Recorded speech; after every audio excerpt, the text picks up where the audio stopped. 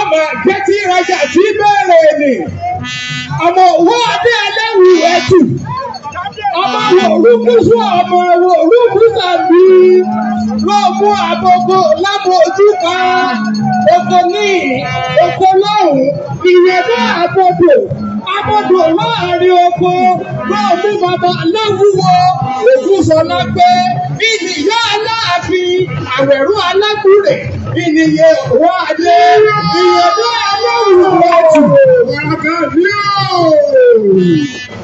ọmọ wòlíì kújú ọmọ wòlíì kújú ọbí ọmọ ìlú àbí bàbá jẹba àbí bàbá jẹba tá bàbá yàndá ọjọ́ ìlébóló olúwo lórí ọbí ọtí ọmọ ìgbàgbọ́ àtinúwá jọba ọmọ olúwaṣọ yẹnkẹtẹ yẹnkẹtẹ yẹnkẹtẹ.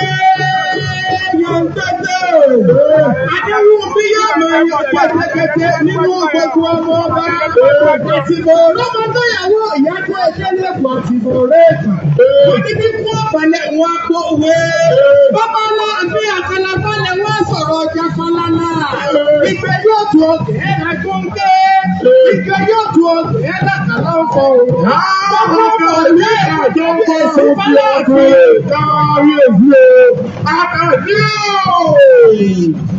Àjọ ọmọ òkun ẹkùnrin. Bẹ̀rẹ̀ bí ẹkùn ọmọ ọba onídàá gbọ́ngàn ọ̀sẹ́yà. Àkàdé olúwọ̀kọ́ olùkọ́. Ogun adé lọ́rùn fún bẹ̀rẹ̀ bojú pa. Olúwọ̀kọ́ olùkọ́. Ogun àyàn dábẹ̀ lọ́dọ̀ Ìbàdàn. Ogun òkè òkòkòkò. Bí ọmọ náà ti ń tẹ́tọ̀ lókè. Títí rí méje, màá pàdé wù mí ọ̀rọ̀ mẹ́jọ̀gbọ́ fọ́tò ọjọ́ ni bàbá mi láti rí lákọ́. Bí ìkan ti rí wẹ̀wẹ̀ jẹ́, ìkọ́ ọ̀kọ́sọ́ ti rí pẹ́kú, ìwọ̀ ti rí pẹ́já. Ọ̀gá bàbá ó ti rí mọ́nàkọ́ lójú. Bọ́mọ kéékèèké ẹlẹ́bí wọn bá gbà jẹun. Títí rí láti rí òkè tí rí mọ́wò tó sọmọ rẹ̀ ní kúrẹ́ẹ̀fù. Ọmọ yìí pàlú méje pọ̀. Gbogbo wọn ládéwù bí bá dodo. Adé ògbọ́dọ̀ gbòwò gbọ́dọ̀ roko. Èrò ògbòǹgbòdú wọn gbọ́dọ̀ rìnà. Ìyá náà ẹ̀jẹ̀ yóò dúró ní ẹlẹ́kọ̀ọ́ lulẹ̀ ọmọ ẹ̀jẹ̀ àfi ìrágbẹ́dẹ́. Ẹ̀bá ìyá rẹ̀ lọ Adéwò. Ọmọ olùdíje. Thank you, ẹ ṣeun. Jọba náà. Ẹ ṣeun. Ọmọ sáré. Ẹ ṣeun. Ọmọ ìdá ọ̀rọ̀. Ẹ ṣeun. Ẹ ṣeun. Media guys, please move. Ẹ ṣeun. Ẹ jọ̀wọ́. Ẹ ń di ọ̀gá lójú.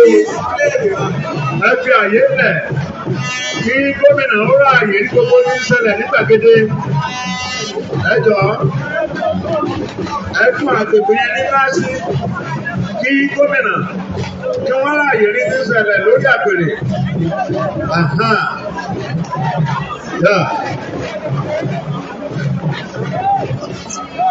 Please clear the aisle, clear the road.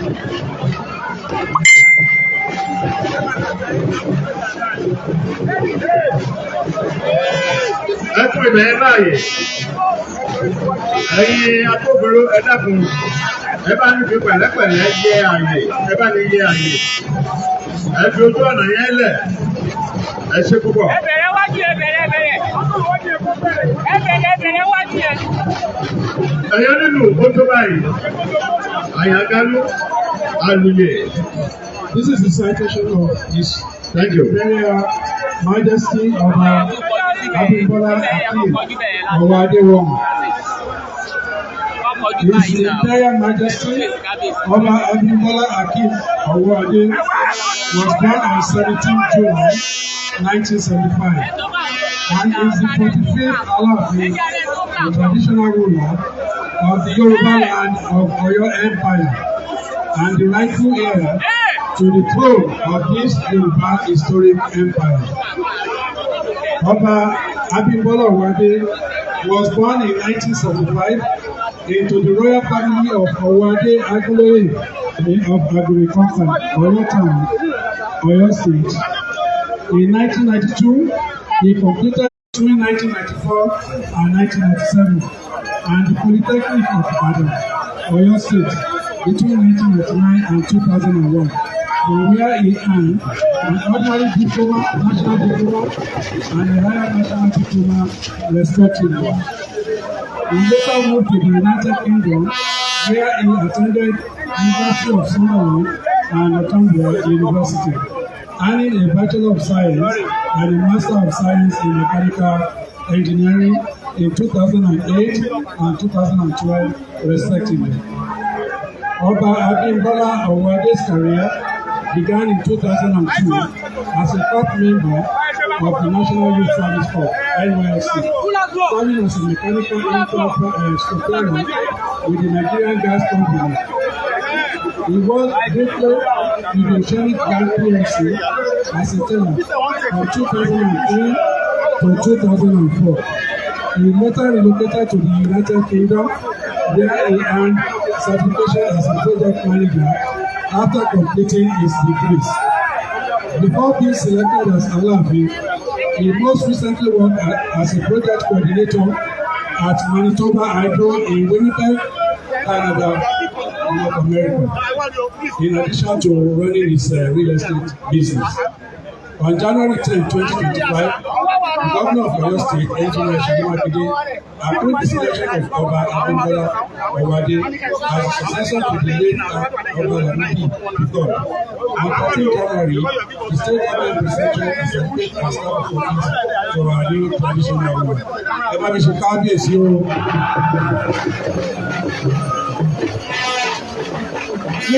Ní gbogbo ààyè, ẹ ṣe kábíyèsí o. Lẹ́ẹ̀kan sí ẹ ṣe kábíyèsí o.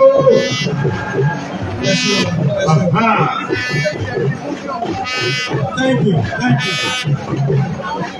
At this juncture, it's time for presentation of the King to the Ogo. Please make welcome, with a round of applause, the Executive Governor of Oyo State, His Excellency Governor Seyi Makinde, as he comes forward to make the official presentation of the brand new Alaafin of Oyo to the Ogo. A round of applause for the governor to make his way forward. He will be coming with his own Olori. Our mother in Oyo State. Bí wọ́n ti ń pọ̀ yẹn. The wife of the governor. Ẹ jẹ́ ká rí àyè tó ní pálẹ̀ fún wọn níbẹ̀ yẹn tó lè ráàyè kọjá láìsí gómi pọ̀. Nígbà tí wọ́n pọ̀, ó fi àkókò yẹn kí bàbá wa Yẹmí Ẹlẹ́bùúbọn. Olóyè Yẹmí Ẹlẹ́bùúbọn. Mo kí yó ẹ káàbọ̀. Nígbà tí mo kí Alhaji Akéwàgbé wọ́n wà ń bẹ̀ mo kí yín ọ̀rẹ́ wa èèyàn wa pàtàkì ẹ káàbọ̀ o ẹ ṣeun.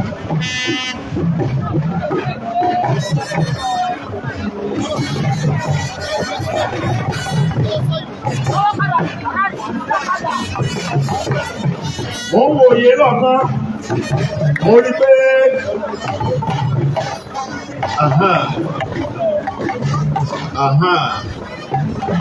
Dayo. Also joining the governor, aside our mother, Her Excellency, Chief Mrs. Amonomini Makinde. We also have the Speaker, Right Honorable Edward Adebo Ogundoyin and his wife. It's a full entourage.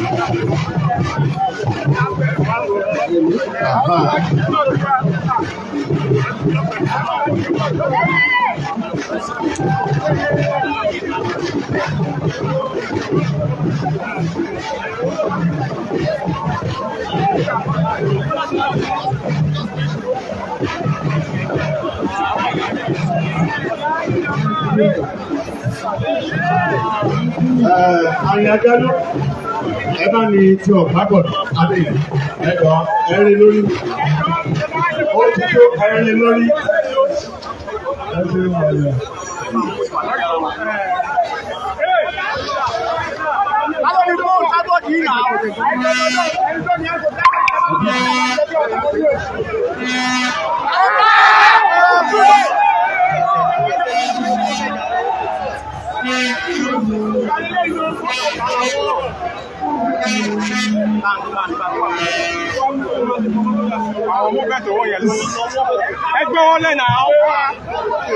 This will be very, very brief.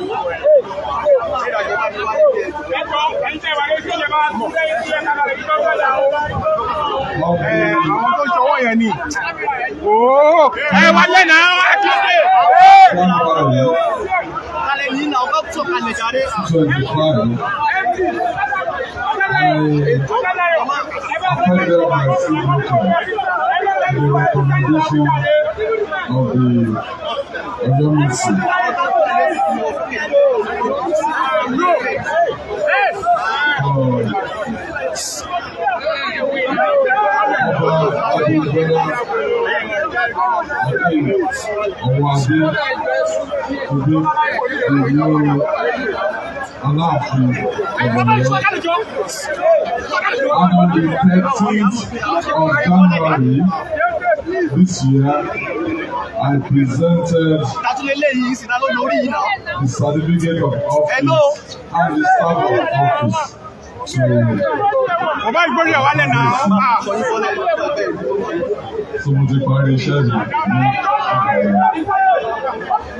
but today, officially,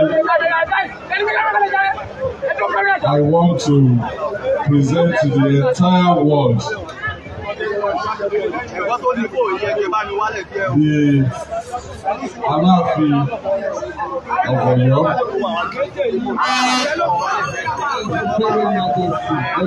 Ọba Abímbọ́lá Ọwọ́adé the first.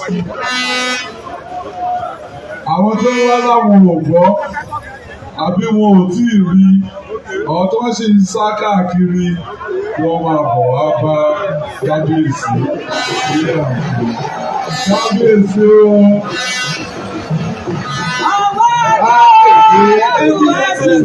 Kábíyèsí ọba Abímbọ́lá ṣe ìmọ̀ra tó wà. Àdúgbò òní ẹni o. Àgbà èrè ìtìjú lórí ẹ̀. Ọlọ́run fún wa lọ́jọ́, ó fún wa láàyè. Chief of staff to the Aláàfin. Ó tún fún wa ní àlàáfíà. Ògo ni forúkọ Olódùmarè. Chief of staff to the Aláàfin.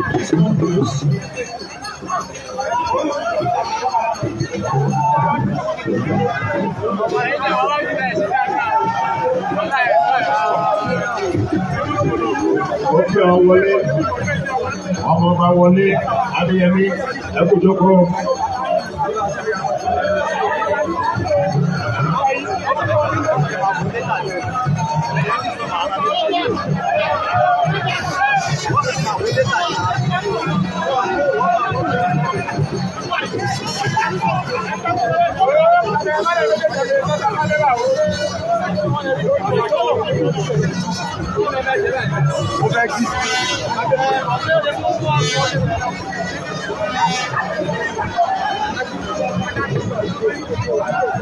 Thank you, Your Excellency. Our royal fathers, it's time to hear from the Aláàfin of Ọ̀yọ́. Aláàfin ọmọ Abímbọ́lá Akínmọ́wádé wà. Kábíyèsí fẹ́ sọ̀rọ̀ o. Kábíyèsí fẹ́ sọ̀rọ̀ o. Kábíyèsí fẹ́ sọ̀rọ̀. Àtọ́lílù, àtàláàrò, àtọ́nísẹ̀kẹ̀rẹ̀, àtọ́lómele, àtọ́nídùndún. Ẹ jẹ́ ká wà ní ìdákẹ́. Ká lè máa rí ààyè láti gbọ́ ọ̀rọ̀ kábíyèsí kí àwọn oníròyìn lè rí ààyè kán dẹ̀ gbọ́ dáadáa kétékété lẹ́yìn gbogbo gùdùgbàdà yìí á tún lè máa tún gbọ́ dáadáa kétékété. Ẹ ṣeun. Ẹ ṣeun.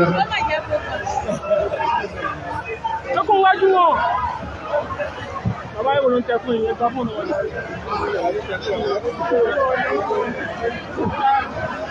Ẹ jọ̀ọ́. Ẹ jọ̀ọ́. Ẹ jẹ́ ká wà ní ìdákẹ́ o. Kábíyèsí fẹ́ sọ̀rọ̀ báyìí o. Ẹnà àwọn ládúró. Ẹ̀gbọ́n tó ní fóònù yẹn gbá fóònù lọ́wọ́ tàbí eléyìí. Àwọn múra yìí bọ̀. Àwọn tó múra yẹn fà wọ́n kọ́ bẹ̀ yàrá yà. Ẹ jẹ́ sún, ẹ sà, ẹ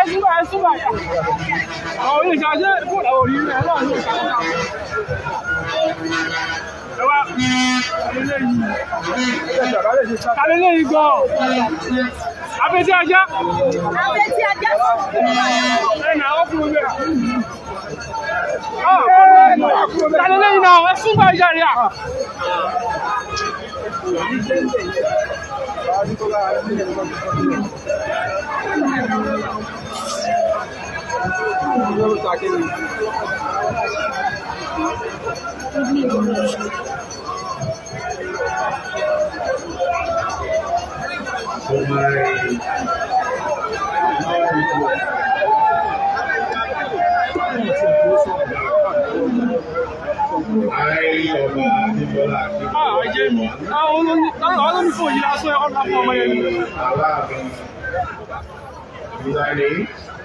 I want to take a moment to express my heartfelt gratitude to everyone of you who have been there for me through the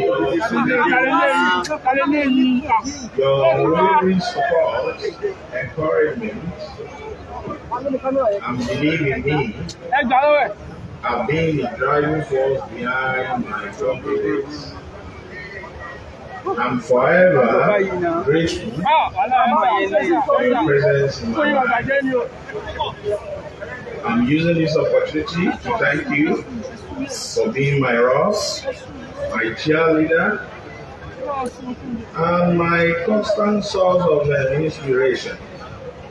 I'm truly blessed to have such an amazing support system, and I promise to always be there for you, just as you have been for me.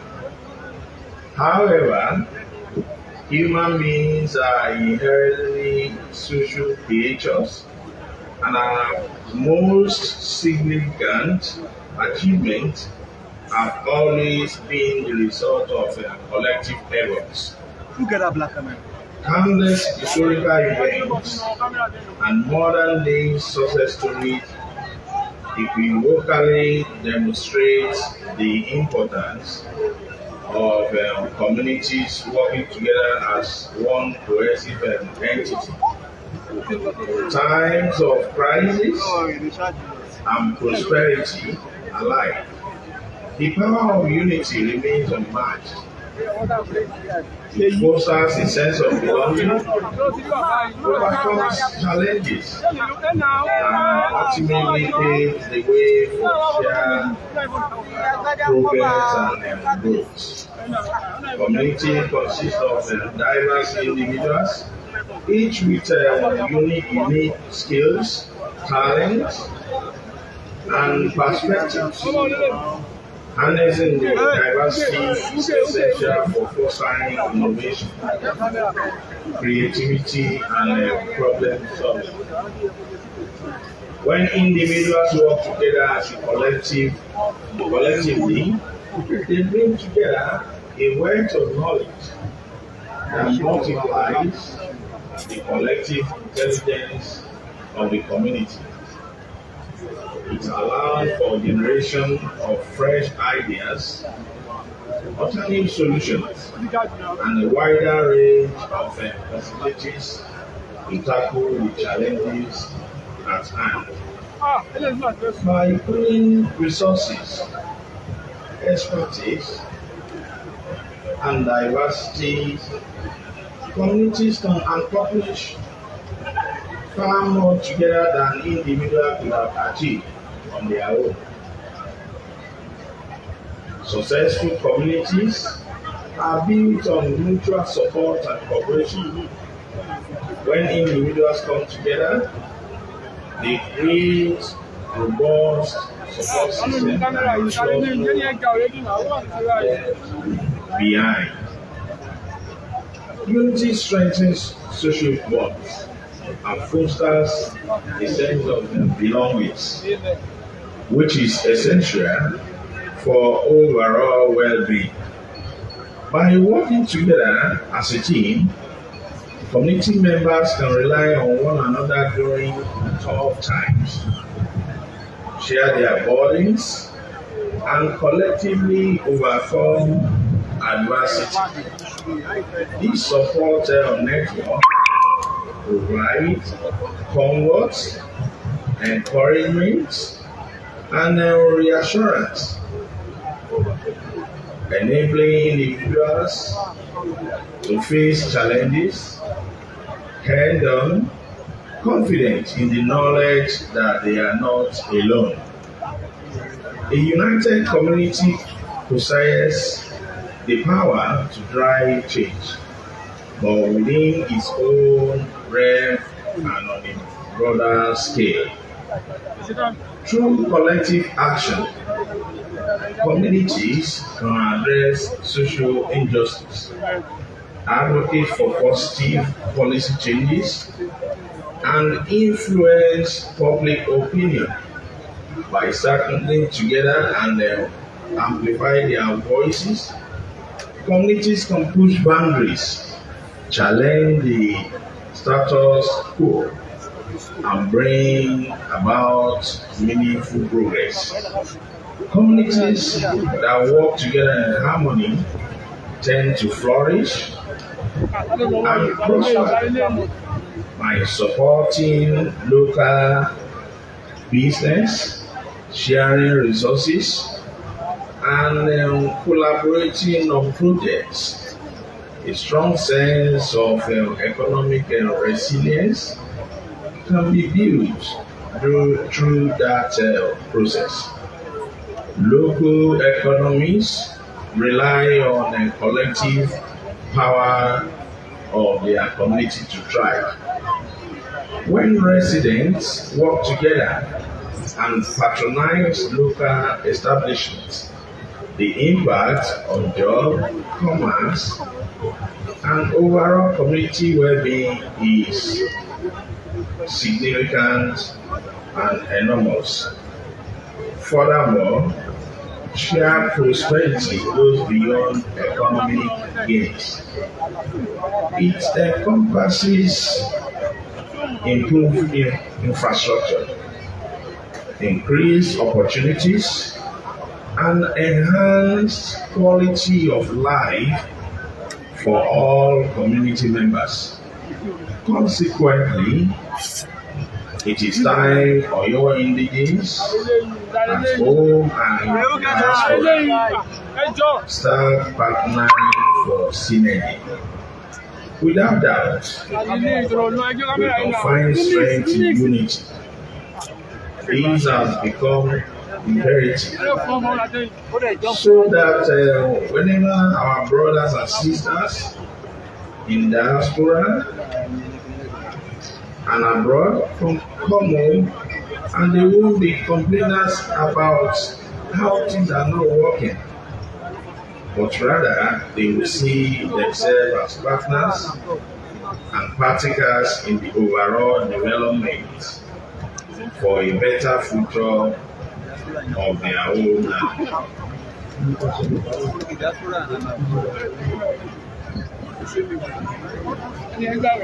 Ẹ ṣe ìdúpẹ́ ìdí lọ́wọ́ yín. Wọ́n ní àgbájọ ọwọ́ la fi ń sọ̀yà, ọwọ́ ọ̀fẹ́ ìgbórí. Mo dúpẹ́ lọ́wọ́ gómìnà wa ọlọ́lá jùlọ olówó Ṣèyí Mákindé. Mo dúpẹ́ lọ́wọ́ wọn. Àti ọjọ́ ìṣọ́ sí ìmúṣẹ yìí wọn.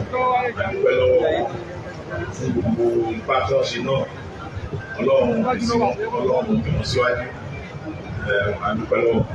Mo dúpẹ́ lọ́wọ́ gbogbo àwọn Ọ̀yọ́mèsì fún tọkàntọkàn ti ìlú Ọ̀yọ́ tí wọ́n ní ìfẹ́ Ọ̀yọ́ tó ń tẹ̀ fẹ́ ìlọsíwájú ìlú Ọ̀yọ́.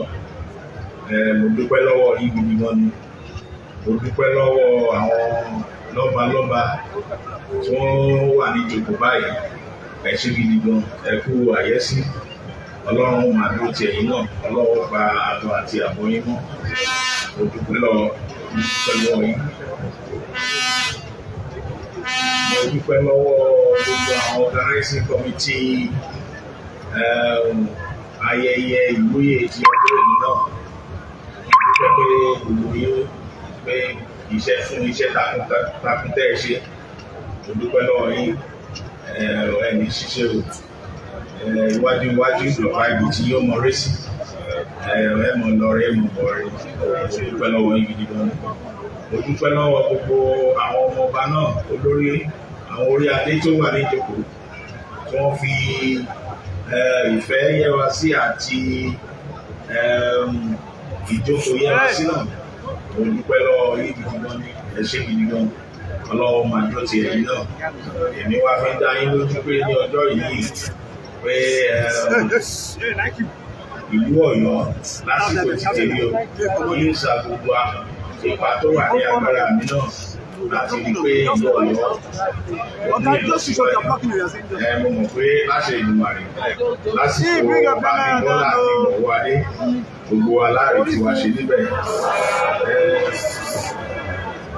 Wọ́n ní ọwọ́ apá òfin ká orí àtẹ́lẹsẹ̀ òfin ká ọ̀nà ọwọ́ ọ̀tá òfin ká gbogbo wa ẹ̀ṣẹ̀ mo dúpẹ́ lọ́wọ́ ni. Àti gómìnà màá fẹ́ pé olóró ti ìlú Òró torí pé a fẹ́ ṣe ìfilọ́lẹ̀ magazine títí Palace Diary títí ìlú Ọ̀yọ́. Olóró Òró ẹjọ́ a fẹ́ kẹ́ wá bá ṣe ìfilọ́lẹ̀ magazine náà ẹ ṣé gidi gan ni mo dúpẹ́ o.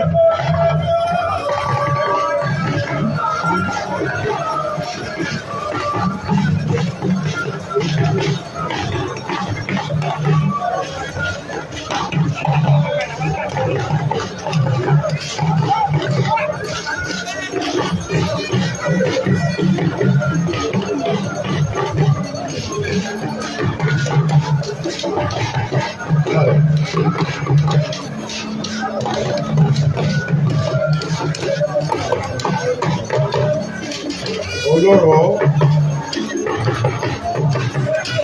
ìlú Ọ̀yọ́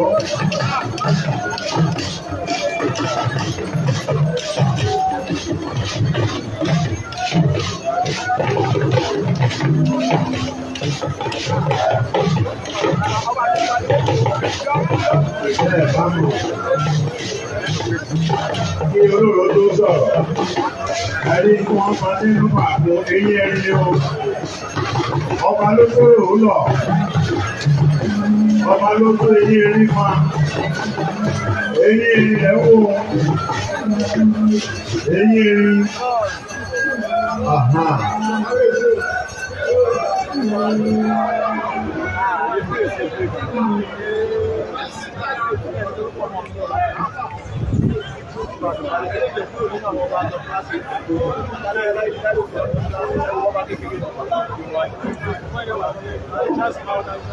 tí wọ́n fẹ́ fi lọ́lẹ̀ ni wọ́n ń mú bọ̀ yẹn.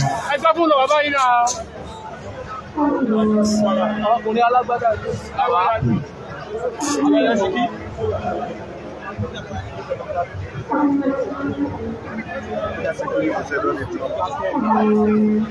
eyín erin wọ́n ń pọ́n yẹn ọba ló tó eyín erin fa.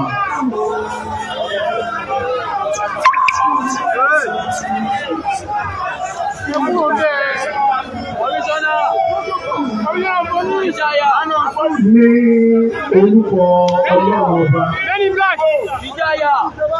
ọba tó jẹ́ kí ohun gbogbo ṣeé ṣe ní orúkọ ààrẹ orílẹ̀-èdè títí dé ìpínlẹ̀ lábẹ́ àkóso gómìnà Olúwaṣèyí Mákindé. Gbogbo aládé tí ń bẹ níkàlẹ̀, Aláàfin ikú bàbá yèyé,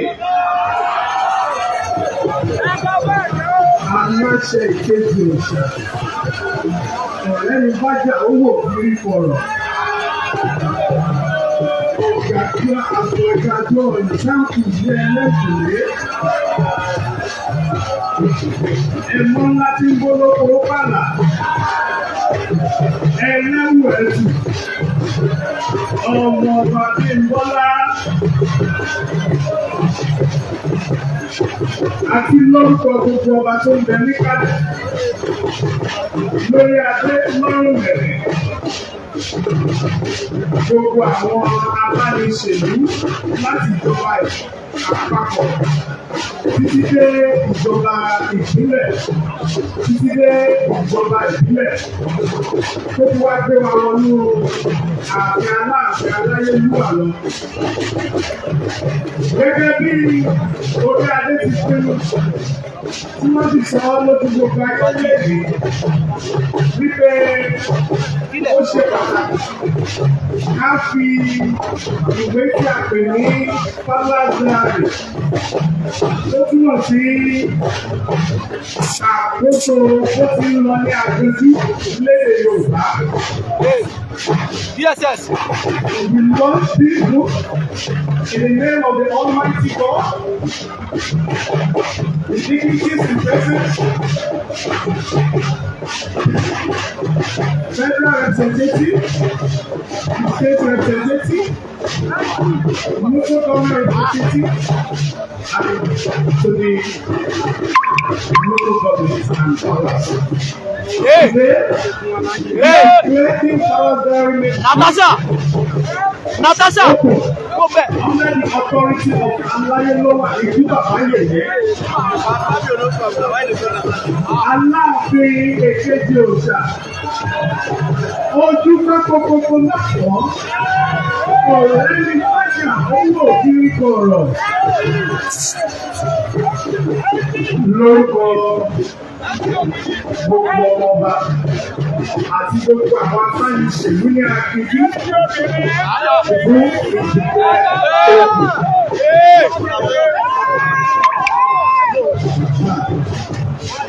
For everyone that are ready to support this beautiful project, your contribution can go to this following account number. Through FCMB with the name Necessary Global Resources account number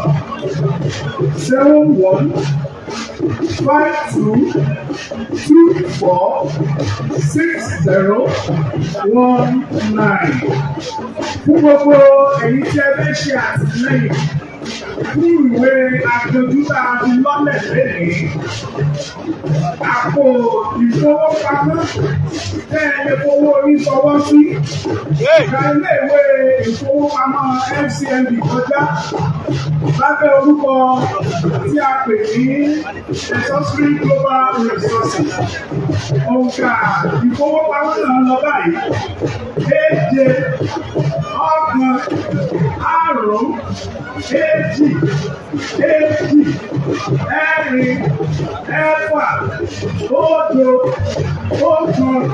7 ẹ ṣé púpọ̀.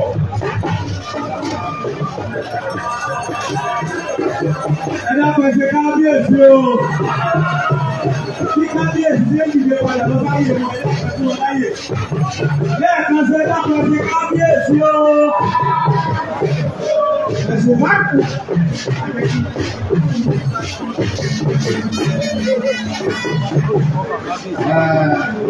Lórí àpèrè, wọ́n ti fẹ́ ṣe o. Mi ò nílò àti ẹ̀yìn kámẹ́rà tó wà lórí àgbẹ̀sẹ̀lé tẹ̀lé sáńpè ní ìyáàkè ẹ̀kọ́ bẹ́ẹ̀. Ẹ ṣeun. Lọ́wọ́ táwọn yìí, gbogbo ẹgbẹ́ wà ní pátá ẹ̀kọ́ lórí ṣe. Everybody to make mistakes right now. Ẹ ṣé o. Everybody. Ẹ ṣé o. Everybody to make mistakes. Gbogbo ènìyàn ẹ̀kọ́ lórí sídé. Ẹ ṣeun, ẹ ṣeun. Gbogbo Ọ̀yọ́ tún jí láti US àbí yìí o. Thank you very much. Your Excellencies. Gbogbo ènìyàn ẹ kò lórí stage. Our royal fathers,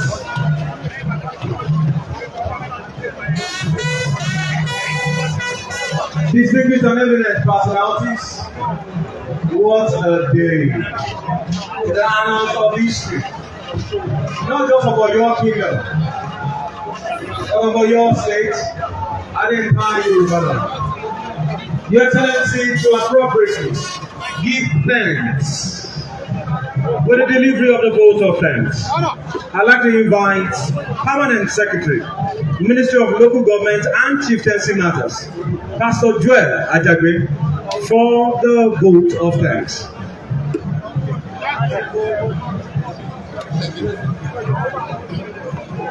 Your Excellency, the Executive Governor of Oyo State, Engineer Seyi Makinde, please kindly allow me to stand on the well-established protocol. As we come to the end of this special occasion, I would like to take a moment to express our sincere thanks to everyone here today. First, we want to extend our deep appreciation to His Excellency, the Executive Governor of Oyo State, Engineer Seyi Makinde, for your constant support and commitment to our cultural history, as clearly shown today. To our honored guests, both from nearby and far away, thank you for being here with us. Your presence reflects the respect and unity we share in celebrating our new Aláàfin of Ọ̀yọ́, His Imperial Majesty Ọba Abímbọ́lá Akeem Ọwọ́adé the First. Your participation makes this event even more meaningful and strengthen the connection within our diverse communities. Finally, Your Excellency, ladies and gentlemen, to everyone who played a part in making this event successful, your hard work is truly admirable. Together, we have created a beautiful fabric of unity that showcases our spirit as one nation. I want to say thank you very much. Safe journey for our different destinations, and God bless. Thank you. Thank you, Permanent Secretary, Minister of Local Government and Chieftaincy. Your Excellency, we just to receive a word all the way from Abuja. The representative of the President of the Federal Republic of Nigeria is here, and I'd like to invite him to give us remarks. Please make welcome Chief Adebayo Adelabu, Honorable Minister of Power, for the remarks of the President. A round of applause for him as he comes forward. Chief Adebayo Adelabu for his remarks.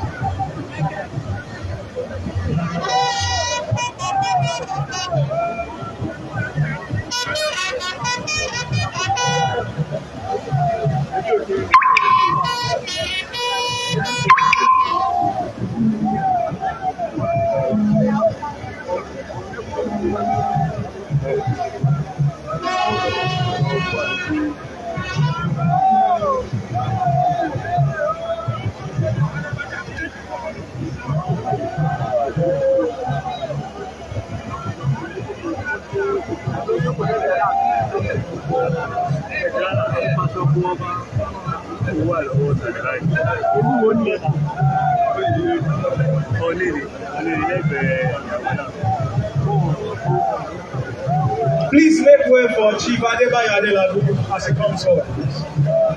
Make way for him. And you make way for him.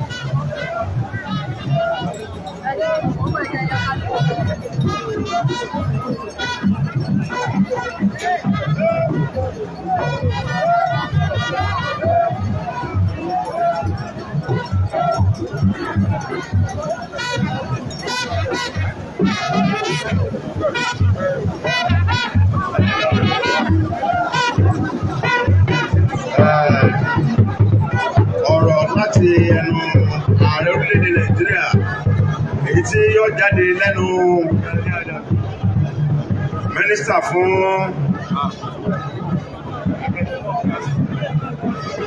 ètò mọ̀nàmọ́ná káàkiri ilẹ̀ Nàìjíríà. Agbára Olóyè Adélabú, ẹ ṣeun.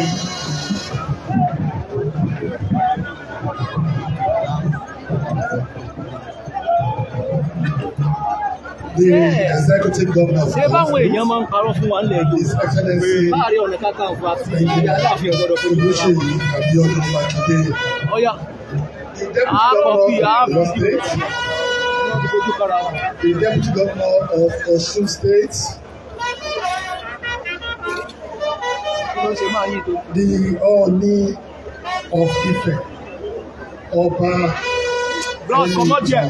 Adéyẹyè Ògúnwùsì Ọ̀jájá one, the Sultan of Sokoto, Sultan Alhaji Sa'ad Abubakar III, the son of Ògbómọ̀ṣọ́, and permit me to recognize all our other royal fathers and high chiefs in attendance,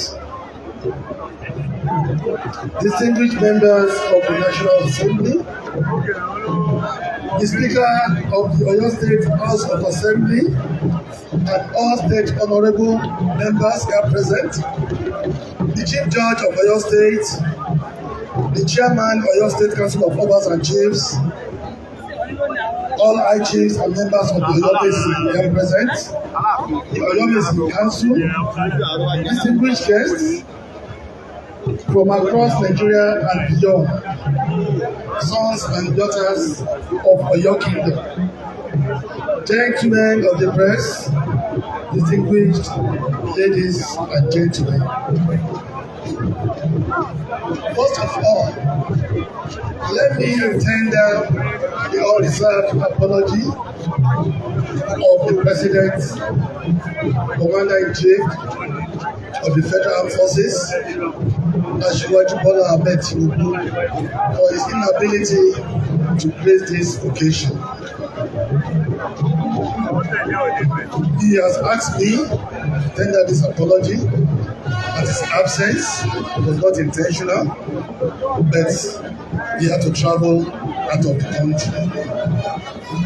That is why he has sent me up to represent him and deliver this message on this auspicious occasion.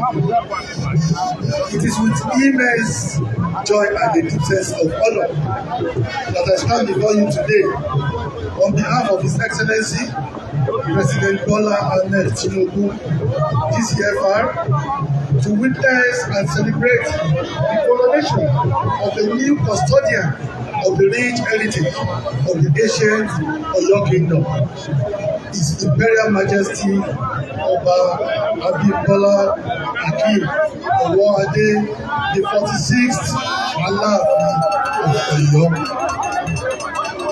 Before I go on, I say congratulations to you. This historic occasion is not just a celebration for the great people of Oyo, but for the entire Yoruba race and Nigeria as a whole. The Aláàfin tree is a symbol of cultural pride, a symbol of unity, and the enduring legacy of one of Africa's most powerful empires. Today's historic event is significant for many reasons. The Oyo Empire was once the political and military stronghold of the entire Yoruba people. Known for its administrative sophistication, military prowess, and cultural influence. The Aláàfin, as the paramount ruler, has always been the custodian of its traditions, the unified force of the Yoruba people, and a bridge between the past and the future. Today, as we install a new Aláàfin of Oyo, we are reminded of the words of the great sage, Chief Obafemi Awolowo, Agostos. A people without the knowledge of their past history, origin, and culture are like a tree without roots. the Alaafin throne is not just a seat of authority, but a living institution that embodies our history, our values, and our aspirations. Kábíyèsí, your ascension to this revered throne comes at a critical time in our nation's history. Nigeria is navigating complex challenges, and traditional institutions like the Alaafin throne remain vital in fostering peace, promoting cultural identity, and supporting governance. President Bola Ahmed Tinubu has always held the Alaafin in high esteem, recognizing the role of traditional rulers in nation building. As you assume this sacred responsibility, we are confident that your wisdom, your leadership, and dedication will further strengthen the unity and progress of your kingdom and Nigeria at large. On this auspicious occasion, I reaffirm President Tinubu's commitment to preserving our cultural heritage by supporting initiatives that promote our rich traditions and ensure that Nigeria's diverse cultures remain a source of strength. Also noteworthy is the fact that Oyo State remains a priority in our Renew Hope agenda, particularly in areas of education, health, social infrastructure, road networks, power supply, and agricultural development. Our administration is focused on youth empowerment and education in recognition of the need to develop and crystallize the potentials of our youth. We will continue to engage our youths positively by creating opportunities in technology, entrepreneurship, and vocational training. Most importantly, the government is committed to working with traditional rulers to ensure the safety of all citizens. I am very confident that the ongoing review of our constitution will actually provide roles, better roles, richer roles for traditional rulers in our governance. To the great people of Oyo, I urge you to rally behind the new Alaafin, support his vision, and uphold the values of peace, tolerance, and development. Let us remember the words of the late Alaafin Oba Lamidi Adeyemi III. A kingdom thrives when its people are united in purpose. To all the people of Oyo Kingdom, let us unite in purpose for the progress, for the development, and for the prosperity of Oyo Kingdom. For the Alaafin, you are on the threshold of history as successor to Oba Adeyemi III, who was one of the most influential and longest reigning monarchs in Yoruba history. His reign was a period of cultural renaissance, political influence, and socio-economic development of Oyo Town, Oyo State, and the entire Yoruba nation at large. He was a first custodian of Yoruba traditions and worked tirelessly to revive ancient festivals such as the Ṣàngó Festival, Ọ̀rànyàn Festival, the Ìṣẹ̀ṣe Day, and the Ògún Festival, thus reinforcing Yoruba unique identity. He strengthened ties with the diaspora, particularly in Brazil, in Barbados, in Cuba, and various other Caribbean island countries, where Yoruba culture remains strong. Oba Adeyemi III played a pivotal role in preserving Oyo's cultural heritage, laying the groundwork for its UNESCO recognition. He championed the documentation of Oyo history, restored ancient cities like the Alaafin Palace, and Orion staff.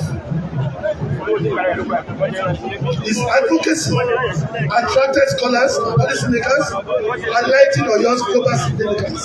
Collaborating with Nigerian authorities, he pushed for UNESCO's acknowledgement of Oyo as a cultural heritage site, emphasizing his role in the Yoruba Empire and transatlantic history.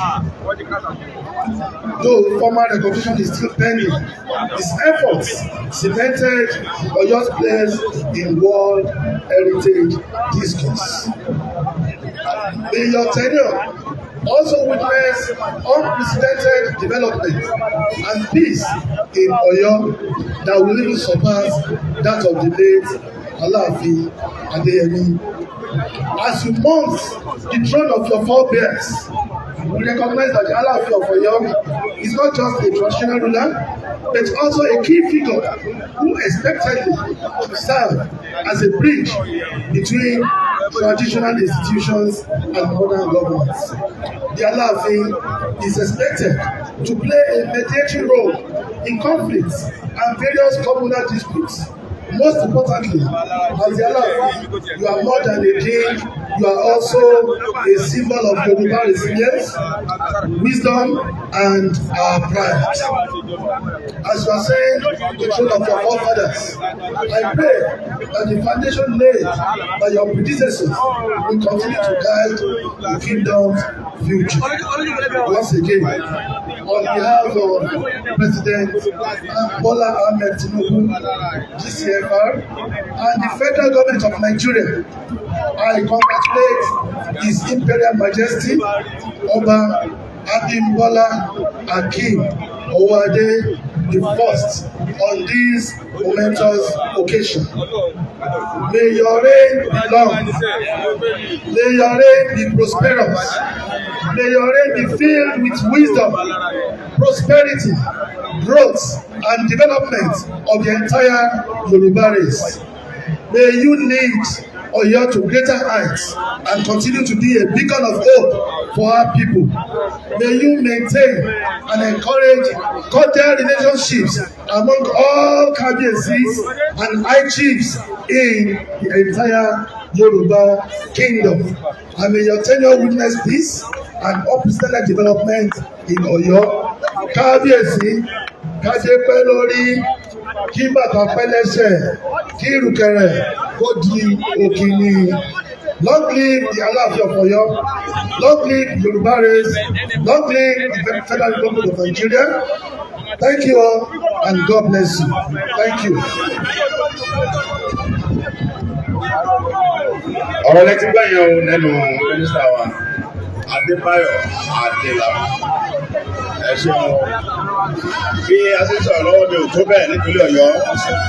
Òun náà ni Alhaji Tommy. Ó jẹ́ olórí gbogbogbò nípínlẹ̀ Ọ̀yọ́ fún ẹgbẹ́ awakọ̀. Wọ́n ti wà bí o, ẹ̀rí pé gbogbo nǹkan tùbà ó tún ṣe lẹ́gbọ́n kùdù Ìbàdàn kankan lágbà tó ti débẹ̀ inú everybody dùn. A sì rin àárín àrìnlà, àárín àrìnjẹ, àárín àrìnṣẹ́ lọ́wọ́ láì sí gbàdà gbogbo bá ní tẹ̀sẹ̀ tó bá ní tẹ̀lé sínú kòtò. Mo kí ẹ káàbọ̀ pẹ̀lú àwọn ikọ̀ yín o, olórí gbogbo ẹgbẹ́ awakọ̀ ní ìpínlẹ̀ Ọ̀yọ́ PMS.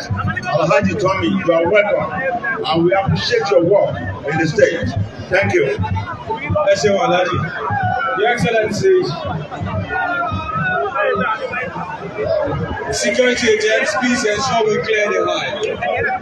We have the next 30 seconds to do that. Please ensure we clear the aisle. Thank you. Ensure we clear the aisle all the way to this place, please. Your Excellency, I'd like to specially recognize the Olu of Warri who has just joined us. His Royal Majesty, the Ogiame, Atuwase III, CFR. The Olu of Warri is almost welcome. Thank you very much. And at this juncture, it's time to listen to the #1 citizen of Oyo State. Please make welcome with a round of applause His Excellency, Governor Seyi Makinde, FNSC, DSC, GSSRS. A round of applause for my governor as he comes forward. Please clear the way, please. If you have no business on the stage, you kindly leave, please. ọmọ Mákindé gbẹ́rọ lẹ̀ òdìdí ọ̀rọ̀ ló kún fún lẹ́gà gbogbo bẹ́tì gẹ́gẹ́gẹ́ lajá gbé egun bàbá òbí mi nígbà àpòwé ìyá mi ò sì bí mi nígbà àpàtàn àtọ̀rẹ́ sísá ní ẹ̀fí bí ẹsẹ̀ àtòkìtì ní ẹ̀fí bí ọ̀bọ àtọ̀rẹ́ gálá ní ẹ̀fí gbẹ̀bí èmi lógun ọ̀fẹ́ sọlá òkú ẹ̀kọ́ ọ̀bá ní ìgbéjì ọ̀bàdẹ̀ ìyàwó ọmọ Ọ̀yọ́ ẹ̀yin ọmọ Ọ̀yọ́ eléyìí yẹ ni àbí òye ni ẹ dákun tọmọdé tàgbà tí bẹ́ẹ̀ni ẹ̀kọ́ bá ṣe kábíyèsí bá láàfin o ẹ dákun mọ̀ kó ń sábó ẹ bá ṣe kábíyèsí bá láàfin o ẹ̀yin èèyàn wọn gbọ́ lálàká ẹ bá mi ṣe kábíyèsí fọ́ba láàfin ó dúpọ́ kankan mọ́ fọwọ́ adé ẹ̀yin ọmọ Ọ̀yọ́ ṣèyí ṣe bẹbẹ àbí ò ṣe bẹbẹ ká tó wí ká tó bọ̀ ẹ mọ̀ bí àtúlùtò bó bá ti lè rí àrí ẹ mọ̀ bọ́lọ̀mọ̀ bá bẹ ní kúkú ní fi ń pagílí tí ọlọ́mọ bọ̀ kọ̀yẹ̀dú ìníbọ̀mọ̀ àwọn ńlá ṣèyí ṣe bó ṣe tọ́ ó ṣe bó ṣe yẹ ọmọ Mákindé ọ̀mọ̀wọ́ adérí ẹ dákun ẹ̀yin èèyàn Ifá lọ́fọ̀ọ́rẹ́ Ifá fọ́rẹ́ àbí ọ̀fọ́rẹ́ ìwọ Ọ̀yọ́ kó tùbà kó tùṣẹ́ lásìkò wá ní ẹ̀sà mi àṣẹ kátọ́rẹ́ àgbà bí kẹrẹ́ndẹ́gbẹ́ tó dinú gbó kátọ́rí tàkùn tí ó sọ bí ànàmọ́ olúwa rẹ̀ ọ̀dẹ́ yìí ọ̀dà kátó tún rí gómìnà bí ọmọ Mákindé ó tún di gbèrègbè kan ọmọ Mákindé ẹ̀yin ọmọ Ọ̀yọ́ ẹ̀rọwọ́ Mákindé àbẹ́ẹ̀rí ọ̀nà láti sábó tẹ́ ẹ dá sípa àsìpa tẹ́ ẹ dọ́rọ̀ kì í òròkì tẹ́ ẹ dẹ́rẹ́pọ̀ ọmọ Mákindé ṣe bẹ́bẹ́ àbí ó ṣe bẹ́bẹ́ ẹ dákun yunifásitì Emmanuel Alayande tọmọ Mákindé sọ ní yunifásitì ọmọ Mákindé ṣe bẹ́bẹ́ àbí ó ṣe bẹ́bẹ́ ọjà Akẹ̀sán tó jóná lásìkò Láìwọlá àtẹ̀dá ikú bàbá yèyé.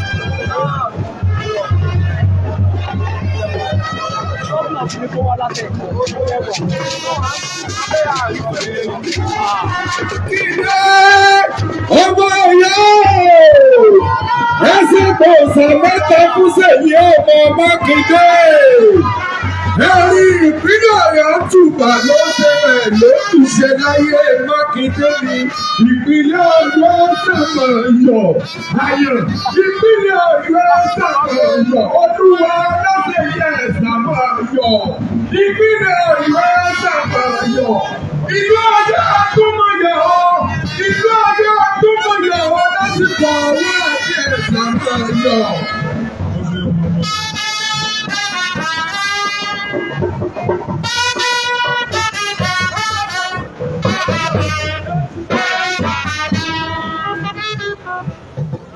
Your Excellency, the President, Federal Republic of Nigeria, President Bola Ahmed Tinubu, GCFR, ably represented by Honorable Minister of Power, Chief Bayo Adelabu. Your Excellency, Executive Governor of Osun State, Governor Ademola Adeleke, ably represented by the Deputy Governor, Prince Bola Adewusi. Your Excellency, the Executive Governor of Ondo State, Governor Lucky Aiyedatiwa, ably represented by the Chief of Staff, Omoba Segun Omojuwa. Your Excellency, former military governor of Oyo and Ogun State, Major General Oladayo Popoola, retired. Your Excellency, the wife of the governor of Oyo State, Mrs. Tomunominini Olufunke Makinde. Your Excellency, the Deputy Governor of Oyo State, Barrister Abdulrahim Adebayo Lawal. Your Excellencies, former Deputy Governors here present, His Excellency Ambassador Taofeek Arapaja, His Excellency Engineer Hamid Gbadamosi, His Excellency Alhaji Azeem Gbolarumi, Distinguished Senator Yunus Akintunde, and other National Assembly members of the Federal Republic of Nigeria, both serving and former, that are here present, you are all duly recognized. Distinguished diplomats of various countries here present, the Speaker, Oyo State House of Assembly, Right Honorable Adebo Ogundoyi, and his wife, and other honorable members of the Oyo State House of Assembly here present. The former Speaker and a daughter of the Shoy, Distinguished Senator Monsurat Sumonu. Honorable judges of Oyo State Judiciary here present.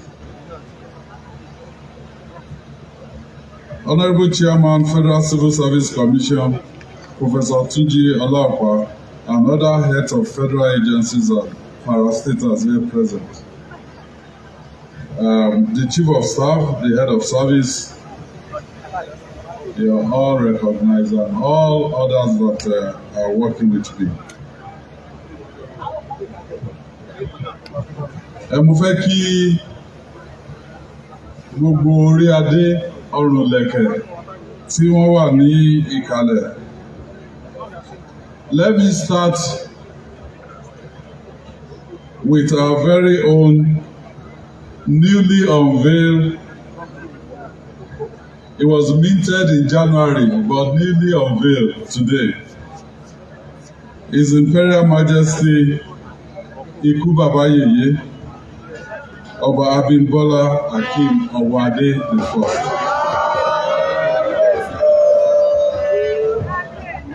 His Eminence, the Sultan of Sokoto, Alhaji Muhammadu Sa'ad Abubakar, CFR MNI. Mo kí Ọọ̀ni of Ife. Mo kí ẹni tó wá ṣojú Olúbàdàn. Mo kí Ṣọ̀ún Ògbómọ̀ṣọ́. Mo kí Òṣèmàwé Oǹdó, because olóyè bàbá ni èmi náà. The list is really long. Mo kí Ogiame, the Olu of Warri, other prominent royal fathers and paramount chiefs across the globe that are here to grace this all-important occasion. Our service commanders, you are all duly recognized.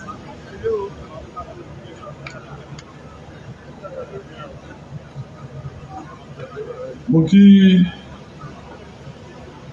Honorable Commissioner for Local Government and Chieftaincy Matters, Olo put all of this together, and other honorable commissioners in the Cabinet of Oyo State Government, chairmen and chairpersons of local government areas, other political functionaries, permanent secretaries, heads of non-ministerial departments and agencies. Mo kí gbogbo Ọ̀yọ́mèsì.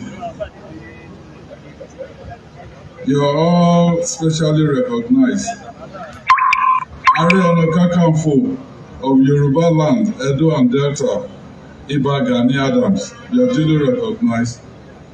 Captains of industries, heads of financial institutions, educational institutions, and various professional bodies, especially the professional body that I belong to, President of Nigerian Society of Engineers. She's here. You are duly recognized. Let me also greet distinguished leaders and members of People's Democratic Party here present. Our religious leaders, Ààrẹ Mùsùlùmí of Yoruba land, Edo and Delta, Alhaji Daud Makindiola Akinla, Emori, President Baptist Convention also, Mukiyo, Chief Imam Ibadan land and Grand Imam of Oyo State, Camp Chairman Bishop Adelakun, Muri Araba, Ìlú Òṣogbo náà, Araba Awo of Ibadan land, other prominent religious leaders that are here present. Let me specially recognize the presence of Professor Wande Abimbola and his wife and other eminent personalities here. Gbogbo ẹ̀yin ìlú Ọ̀yọ́. So sons and daughters of Oyo-Ile, home and abroad, you are duly recognized, and I say congratulations to all of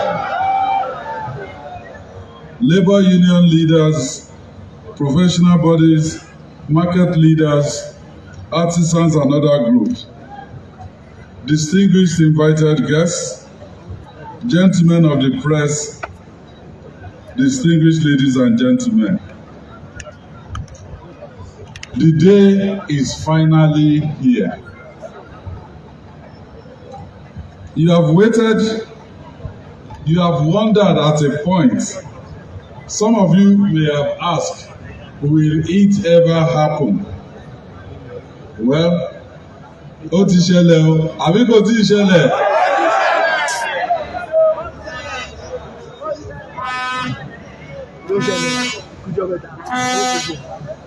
Nínú agbo yìí, ẹ jọ̀ọ́, tá a bá rí ẹnìkan tí ó wá bá mi láti influence selection Aláàfin, mo fẹ́ kẹ́ni náà nawọ́ àbí kó bọ́ síta bí.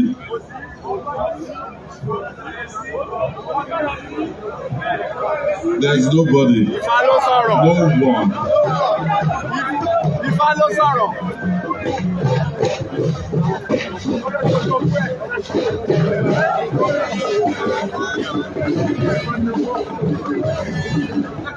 Actually, àwọn tó wá bá mi, gbogbo ẹni tí wọ́n ti torí ẹ̀ wá bá mi, Ifá ò mú wọn.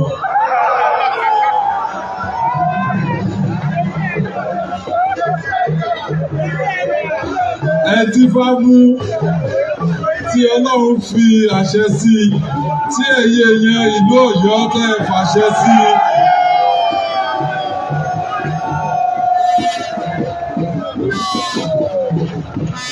Ó láti witness the coronation official ceremony today of His Imperial Majesty Ikú Bàbá Yèyé Ọba Abímbọ́lá Akeem Ọwọ́adé the first as the 46th Aláàfin of Ọ̀yọ́.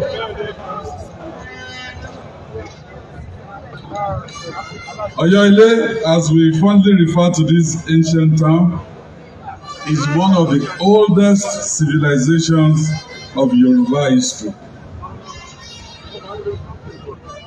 So when they brought to me the first selection process, tí wọ́n láwọn ti mẹ́nìkan, tẹ́ni náà dẹ̀ lọ sórí rédíò tó lò ní Aláàfin elect. Mo wá ṣèwádìí, mo rí i pé àwọn kan gbowó ni. And I ask myself and my conscience, is Alaafin's stool for sale? And I said, no, I cannot defend it before my homemaker. So what we've gathered to witness today, the coronation of Kábíyèsí Ọba Abímbọ́lá Owóadé,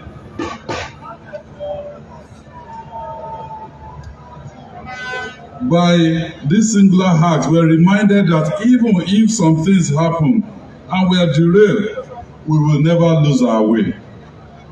Yes, a lot happened since the last Aláàfin joined his ancestors, leaving the throne to his father's vacant for a while. But we're happy today that those issues have been resolved in the way our fathers would have liked it to be. And today, not only the people of Oyo-Ile, but the people of Oyo State, we can be proud again. We can be proud that we have a Kábíyèsí now that really represents the interest of our people and the interest of our ancestors. As I said on several occasions, when it comes to maintaining traditional institutions, this administration will maintain a spotless record of never interfering with the process.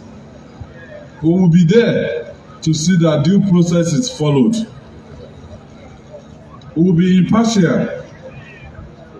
We will stand at the sideline, ensuring that rules are not broken, but never entering the field of play for one side or the other. So I want to say congratulations once again to the people of Oyo Kingdom. Your patience, your resilience have paid off, and this is why today has become a reality.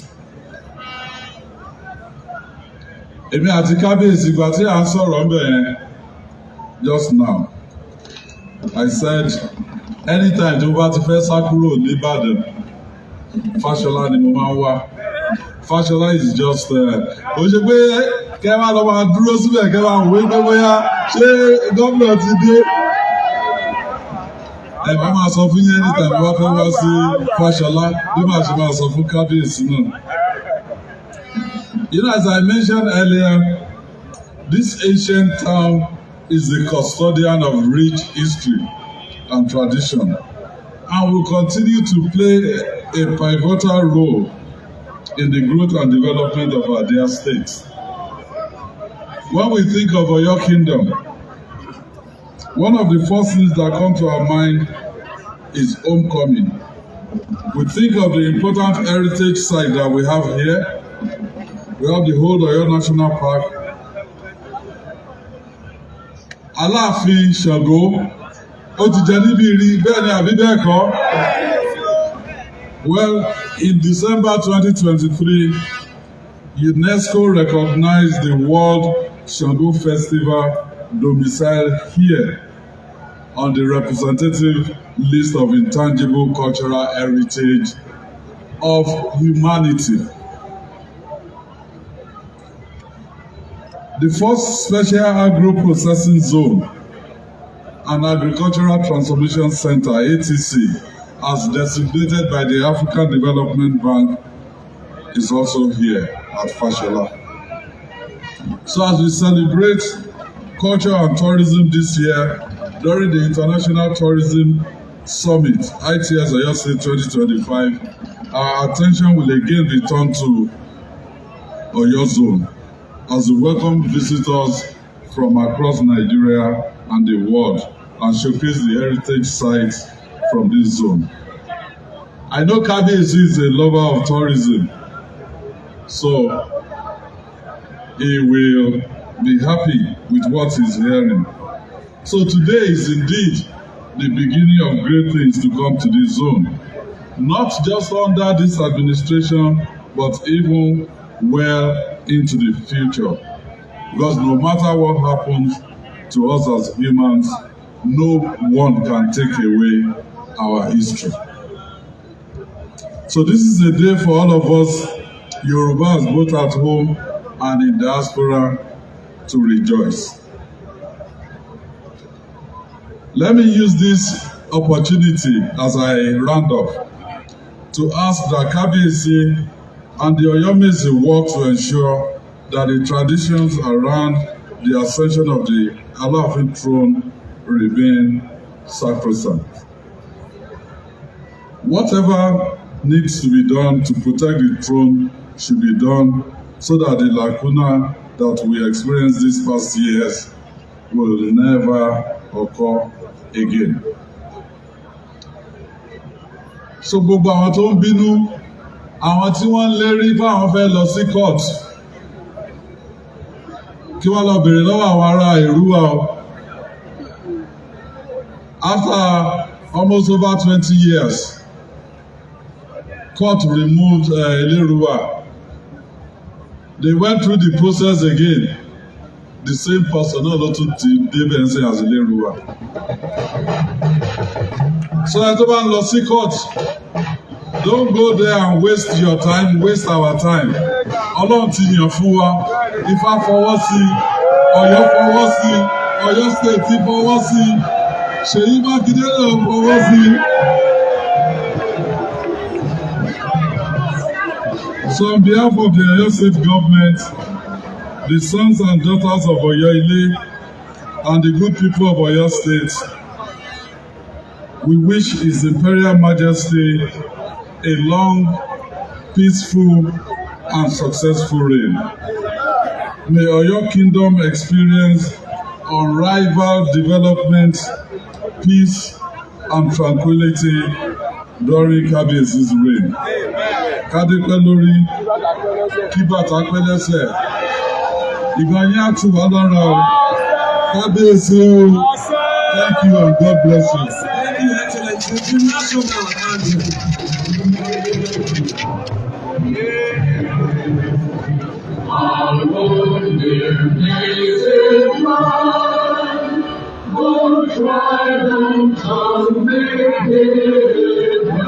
In brotherhood we stand.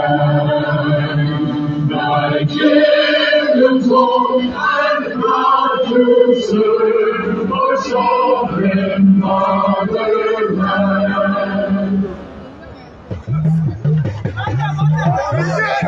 Ọ̀rọ̀ lẹ́tí gbọ́ lẹ́rù gómìnà ìpínlẹ̀ Ọ̀yọ́ ọlọ́ládùlọ ẹnìyàn Olúwaṣèyí Mákindé.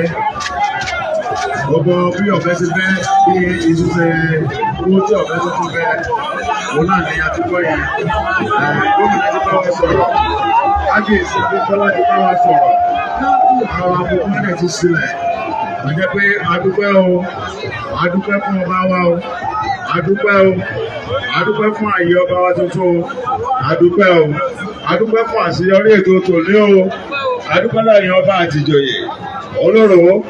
Adúpẹ́ lọ́wọ́ Ọlọ́run, adúpẹ́ lọ́wọ́ gbogbo orí adé, gbogbo ọrùn lẹ̀kẹ̀, adúpẹ́ lọ́wọ́ gbogbo ẹ̀yin aláṣẹ nínú ìjọba, adúpẹ́ lọ́wọ́ ẹ̀yin wòlíì wa gbogbo ẹ̀yin babaláwo àti gbogbo ẹ̀yin àfáàní ńlá kàrìnkàrìn tí ẹ wà ń bì yìí, gbogbo yín pátápátá adúpẹ́ o.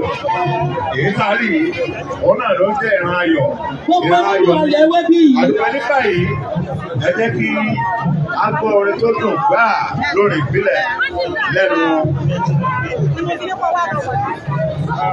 Ọmọ orúkọ tó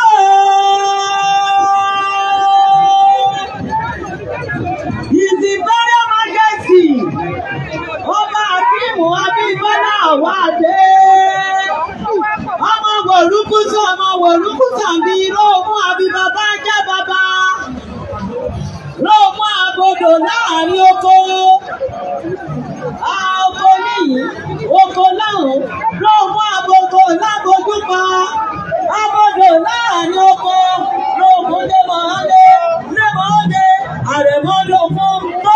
Ọ̀yọ́, tó lé mọ dókòkò, bàbá rẹ̀ ọ̀bánitì, bàbá rẹ̀ ọ̀lánitì, ẹni Adérògún ló bá gbà lágbà tán, ìgúnnugún ní ìbàrú rẹ̀, Ọ̀yọ́ Aláàfin o, ẹ bá ń ṣe kábíyèsí fún ikú bàbá yèyé. Ó bá máa gùrè sẹ́ẹ̀bà lẹ́yìn Abẹ́ròdé, ẹ̀yin ọmọ jagunjagun alákùrè. Ẹ̀yin ọmọ jagunjagun alákùrè, ẹ̀yin ọmọ alákùrè bẹ́ẹ̀ wà lẹ́yìn Abẹ́ròdé. Ẹ bá ń kárẹ̀ mọ́ Adérògún o. Ẹ bá ń kárẹ̀ mọ́ Adérògún o.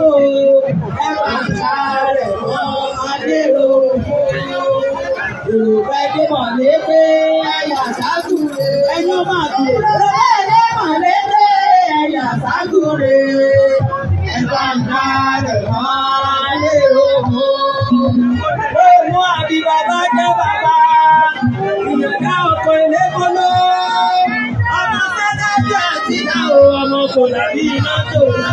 Ó kú lé wọlé lé wọlé.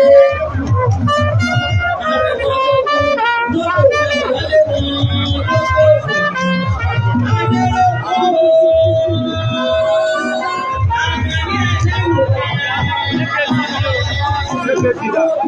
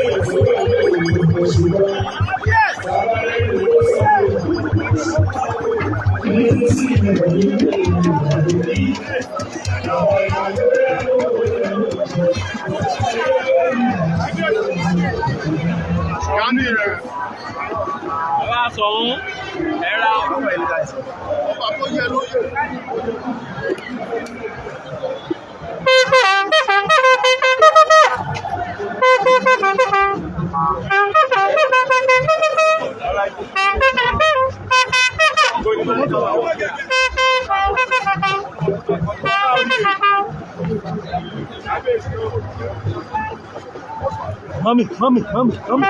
Hey. Yee.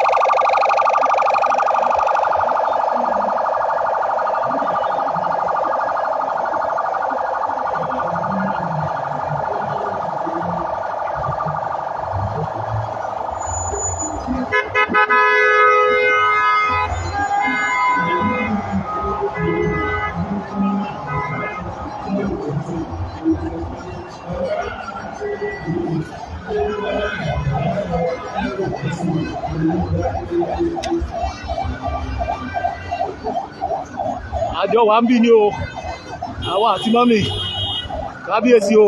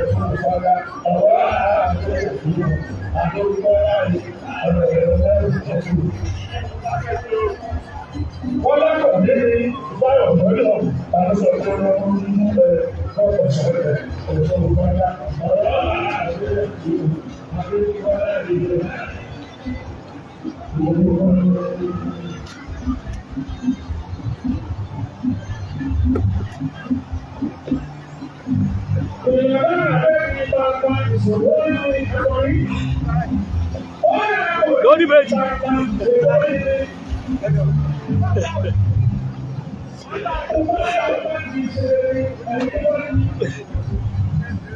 Kábíyèsí ẹ pẹ̀lẹ́ orú ikọ̀.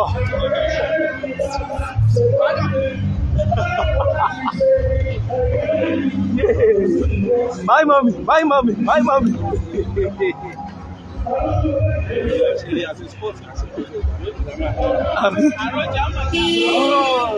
Ẹ bá wojú ẹ.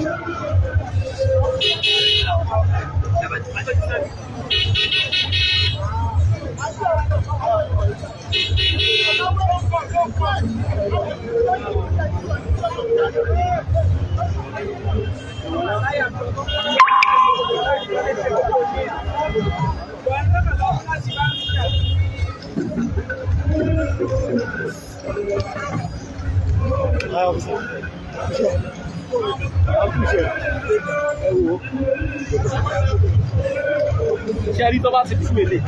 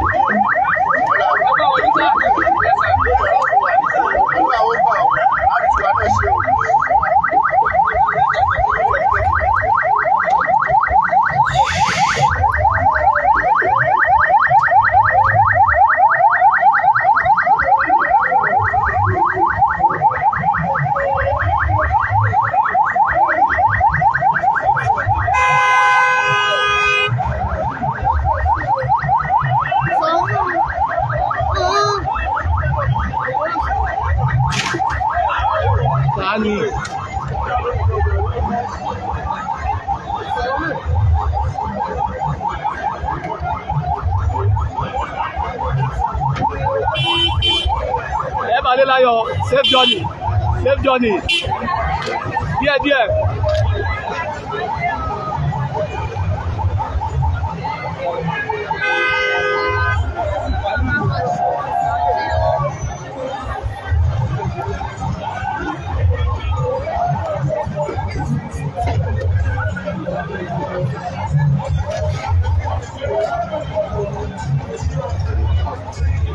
All right.